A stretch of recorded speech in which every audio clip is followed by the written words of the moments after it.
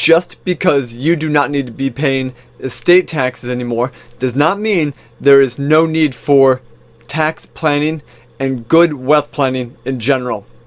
Coming up on Enriching Wealth, we are going to be discussing the need for tax planning and a very specific item related to an increase in the step up in your cost basis.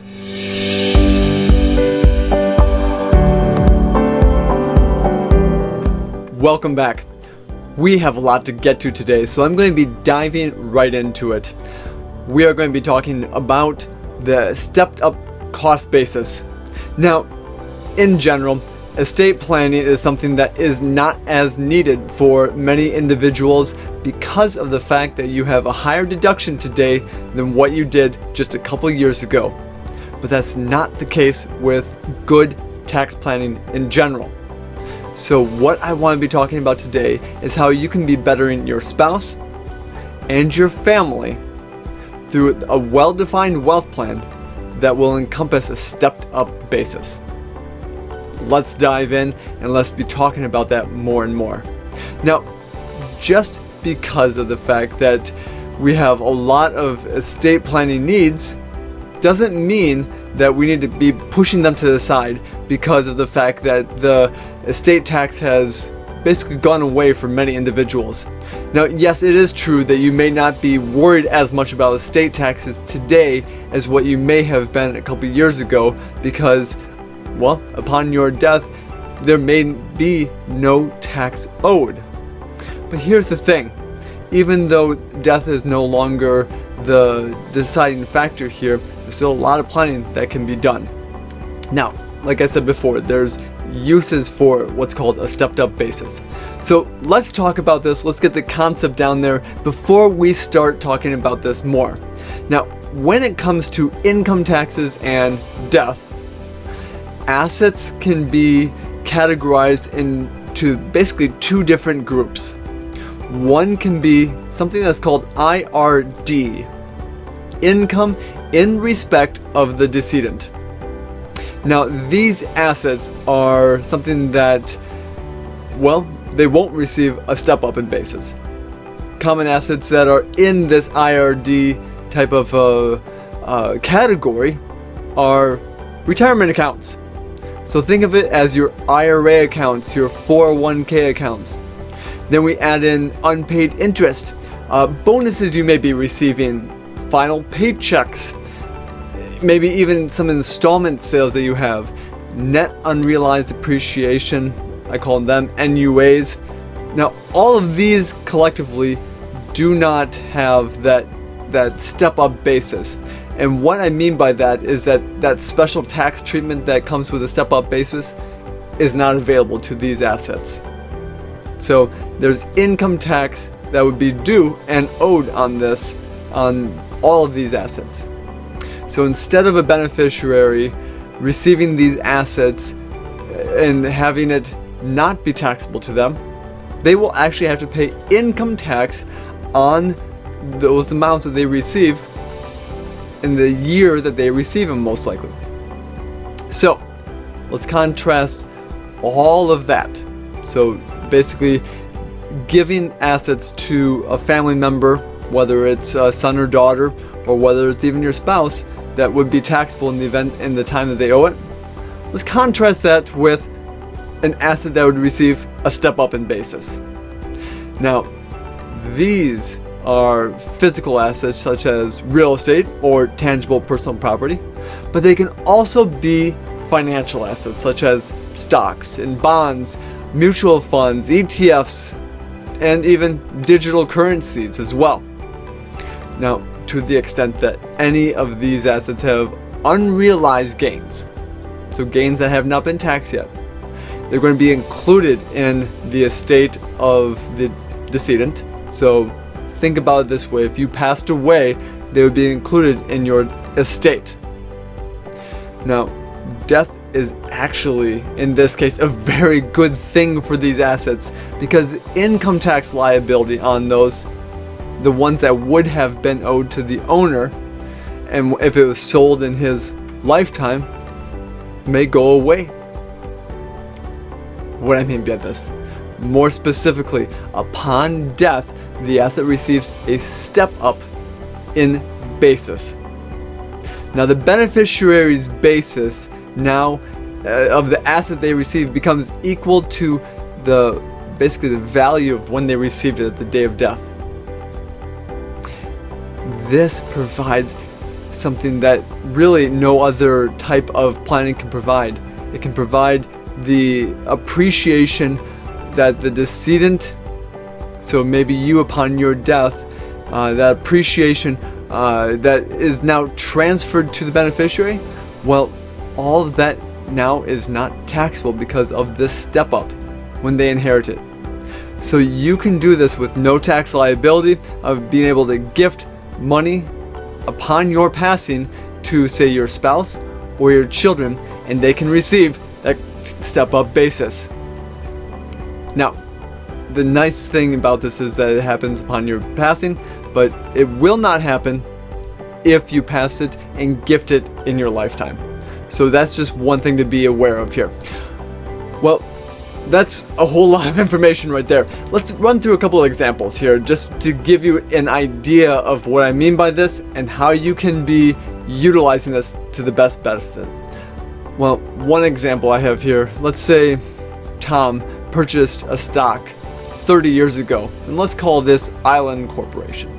Well, he purchased it for $1,000, and then he passed away, let's call it the age 90, when the fair market value, the value of the stock, was $125,000. So he had a lot of appreciation on this stock. Now, the beneficiary was his son, and he gifted it to his son, who then turned in and basically sold it for that $125,000.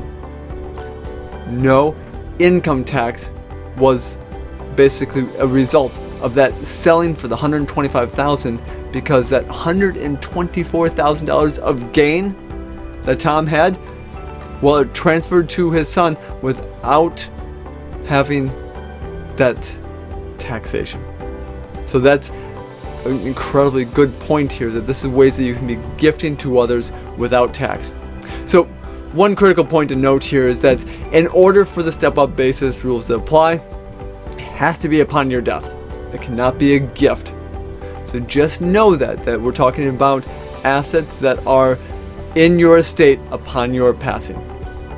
Okay, let's talk about another example here. Renee is the beneficiary of an irrevocable trust. So there has been some estate planning done here, and now she's the beneficiary of this trust. And that was established and funded by her mother many decades ago to minimize estate taxes. Now, upon Renee's death, the remaining trust assets will be distributed outright to her daughter. So now we're talking third generation here. The trust's largest asset is another stock, which is currently worth about $2.5 million. And that stock was originally purchased for about $50,000. So you can see this massive discrepancy between what it was purchased for and what the value of the stock is. Now, like I said before, Renee dies and her daughter receives the stock. Because the stock was held within an irrevocable trust, we mean outside of Renee's estate, so it was not part of her estate, it does not receive the stepped up basis. So part of the planning to do here is to figure out what we need to be passing on to, maybe say, the kids, and ones that we want to have that stepped up basis, and others that may be outside of your estate for other reasons but would not be receiving that stepped up basis. So that is something of how you should be looking at this, and that's why good planning is very important. Okay, now there's rules for jointly held property as well, and especially if you are in kind of a state that what's called separate property laws. I'm going to be talking about more about that as well here in a moment, but let's focus on the separate property laws here for a second. That those states that have separate property laws. Now, married individuals like to and tend to hold their assets jointly, and if you're honest about it, it may or may not help, just depending on how it is structured. Now, if you have these assets that are jointly structured, this can be something that is a very good benefit to passing on assets without much issue for your estate. So you can pass things very easily, and they would not even have to go through probate in many cases.